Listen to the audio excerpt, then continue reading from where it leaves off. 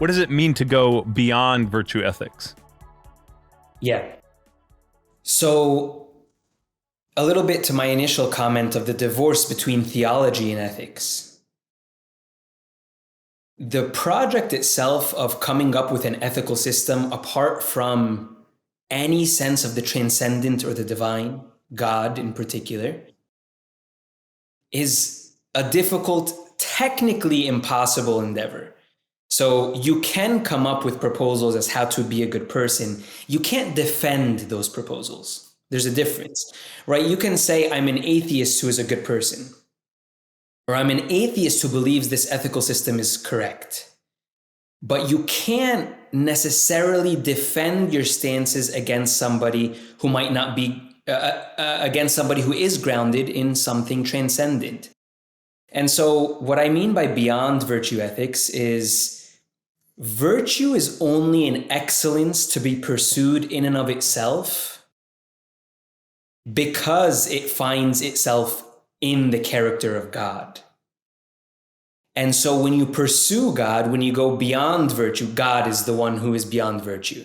So you pursue God, virtue comes as a byproduct.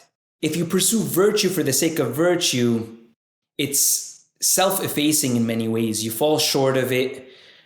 You become prideful. You become selfish, right? You want it just for your own excellence. It's like this competition against yourself and against the rest of humanity. So it's the pursuit of God is how it was presented in ancient Christianity. And as a marker to tell you if you're on the right track, you get virtue. And as a byproduct virtue, you acquire virtue.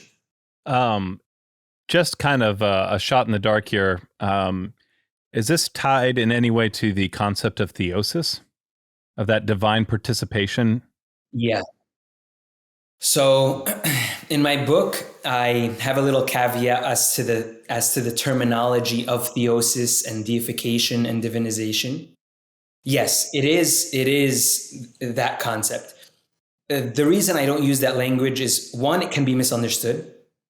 So sometimes it's understood as acquiring the very nature of God. That's not what's meant by the terminology. The second reason is because the West is not familiar with that terminology. They tend towards union or unity with God.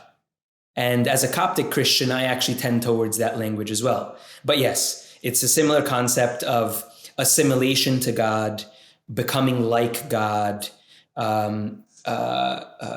similitude to God, growth in God.